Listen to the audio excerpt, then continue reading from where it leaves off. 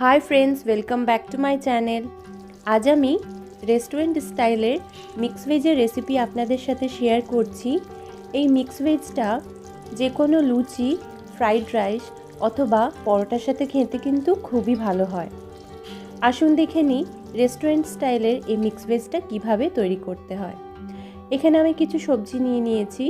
আমি এখানে ফুলকপি, 3 রকমের বেল পেপার নিয়ে নিয়েছি। এখানে মাশরুম নিয়ে নিয়েছি আর গাজর নিয়ে নিয়েছি। এখানে আমি ফ্রোজেন মটরশুঁটি নিয়ে নিয়েছি। আপনারা চাইলে এখানে নিজের মনের মতন আরও কিছু সবজি অ্যাড করতে পারেন।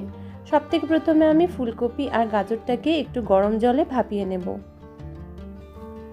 ফুলকপি আর গাজরটা যেহেতু রান্না হতে একটু বেশিক্ষণ সময় লাগে, তাই জন্য এটা আমি অল্প করে জলে ভাপিয়ে নিচ্ছি।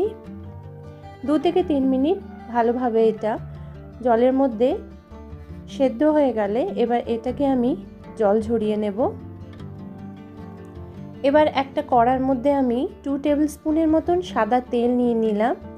তেলটা যখন ভালোভাবে গরম হয়ে যাবে তখন ভাপিয়ে রাখা ফুলকপি আর গাজরটা এখানে একটু হালকা করে ভেজে নেব।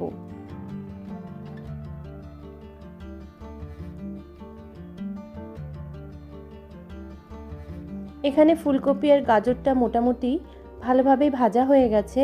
এর মধ্যে আরও যে সবজিগুলো আমি কেটে রেখেছিলাম সেগুলো অ্যাড করে দিলাম। এবার এটাকেও ফুলকপি আর গাজরের সাথে 2-3 মিনিটের জন্য ভেজে নেব। এখানে মোটামুটি সব সবজি ভালোভাবে ভাজা হয়ে গেছে। সবজিগুলোকে একটা প্লেটে আমি তুলে নিলাম।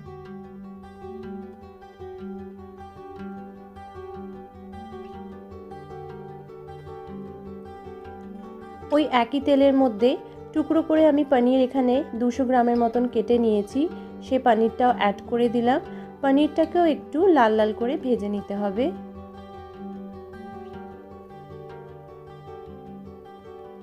পনিরটাও এখানে হালকা করে ভাজা হয়ে গেছে। খুব বেশি কিন্তু পনিরটা ভাজার প্রয়োজন নেই, অল্প একটু কালারটা চেঞ্জ হয়ে গেলেই কিন্তু তুলে নিতে হবে। এবার একটা মশলা তৈরি করে নেব। আমি একটা গ্রাইন্ডার চালের মধ্যে একটা পেঁয়াজ দিয়ে দিলাম, কিছুটা এখানে রসুনের কোয়া দিয়ে দিয়েছি, অল্প করে আদা অ্যাড করে দিলাম আর একটা টমেটো দিয়ে দিলাম। এখানে আমি 10টার মতন কাজু নিয়ে নিয়েছি, সেটাও অ্যাড করে দিলাম। এখানে আমি এলাচ, লবঙ্গ আর দারচিনি নিয়ে নিয়েছি, সেটাও অ্যাড করে দিলাম। অল্প সামান্য জল অ্যাড করে এবার এটাকে বেটে একটা পেস্ট তৈরি করে নেব। এখানে আমি কড়ার মধ্যে 2 টেবিল স্পুনের মতন সাদা তেল অ্যাড করে দিলাম। তেলটার মধ্যে এবার আমি 1 টেবিল স্পুন বাটার অ্যাড করে দিলাম। আপনারা চাইলে এটা এখানে ঘিও ইউজ করতে পারেন। বাটারটা মেল্ট হয়ে গেলে এর মধ্যে আমি দিয়ে দেব 1 টিস্পুন গোটা জিরে আর দিয়ে দেব এখানে আমি গোটা গরম মশলা। এখানে আছে দারচিনি, একটা বড় এলাচ, অল্প সামান্য লবঙ্গ আর এখানে জয়িত্রী নিয়ে নিয়েছি, অর্ধেকটার মতন জয়িত্রী আছে, সেটা অ্যাড করে দিলাম। এবার তৈরি করে রাখা সেই মশলাটা এর মধ্যে আমি দিয়ে দিলাম। মশলার যে বাটিটা ছিল তার মধ্যে অল্প সামান্য জল অ্যাড করেও সেটা অ্যাড করে দিলাম কড়াতে। এবার সব মশলাকে এবার ভালোভাবে কষাবো। 1 থেকে 2 মিনিট পর্যন্ত একটু নাড়াচাড়া করে নেব। তারপরে এর মধ্যে আমি কিছু শুকনো মশলা অ্যাড করব। দিয়ে দিলাম এখানে হলুদের গুঁড়ো। আমি এখানে 1 teaspoon Kashmiri red chilli powder add করেছি। আপনারা এখানে লাল লঙ্কার গুঁড়োটাও অ্যাড করতে পারেন, আমি তাছাড়া আর কোনো লঙ্কা ব্যবহার করিনি। এখানে দিয়ে দিলাম জিরে আর ধনে। এবার সমস্ত মশলাকে ওপর নিচ করে ভালোভাবে মিশিয়ে নেব। এবার এই মশলাটাকে তেল ছাড়া পর্যন্ত ভালোভাবে কষিয়ে নিতে হবে।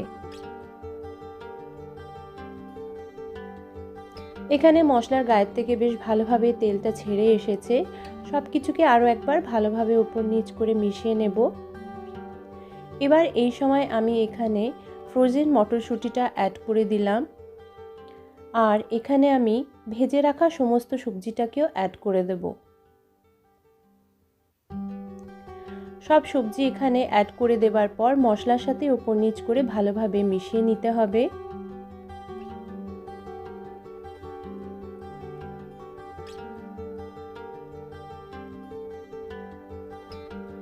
এবার এর মধ্যে আমি পরিমাণ মতন নুন অ্যাড করে দেব, আর দিয়ে দেবো এখানে আমি 1 টিস্পুনের মতন চিনি। এখানে কিন্তু চিনিটা অ্যাড করা খুবই প্রয়োজন, না হলে কিন্তু এই মিক্স ভেজের তরকারিটা কিন্তু খেতে ভালো হবে না। এবার সমস্ত সবজিকে ভালোভাবে তেল ছাড়া পর্যন্ত কষিয়ে নেব। এখানে সবজির থেকে বেশ ভালোভাবেই তেল ছেড়ে এসেছে। এবার এর মধ্যে আমি হাফ গ্লাসের মতো উষ্ণ গরম জল অ্যাড করে দেব, আর এখানে আমি ভেজে রাখা পনিরগুলো অ্যাড করে দেব।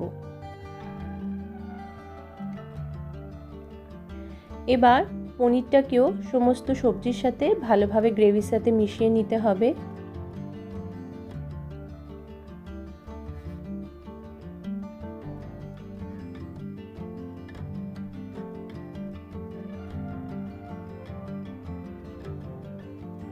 তরকারিটা যখন ফুট ধরে যাবে তখন এর মধ্যে আমি 1 টিস্পুন কিচেন কিং মশলা অ্যাড করে দিলাম, আর এখানে আমি দিয়ে দেব 1 টিস্পুনের মতন কাসুরি মেথি।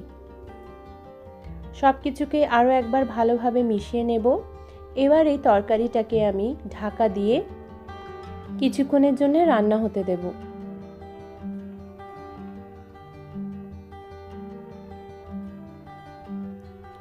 এখানে 2-3 মিনিট মোটামুটি হয়ে গেছে, আর এখানে সবজিগুলো যেহেতু আগের থেকে ভাজা ছিল বলে সব কিছু একেবারে প্রিপেয়ার হয়ে গেছে। তাহলে আমাদের এই রেস্টুরেন্ট স্টাইলের মিক্স ভেজ একেবারেই রেডি হয়ে গেছে। খেতে কিন্তু অসাধারণ হয়। আপনারা অবশ্যই বাড়িতে ট্রাই করবেন এই রেসিপিটা। আর আমার যদি এই রেসিপিটা আপনাদের ভালো লেগে থাকে তাহলে অবশ্যই আমার চ্যানেলটাকে সাবস্ক্রাইব করবেন। Thank you for watching my video.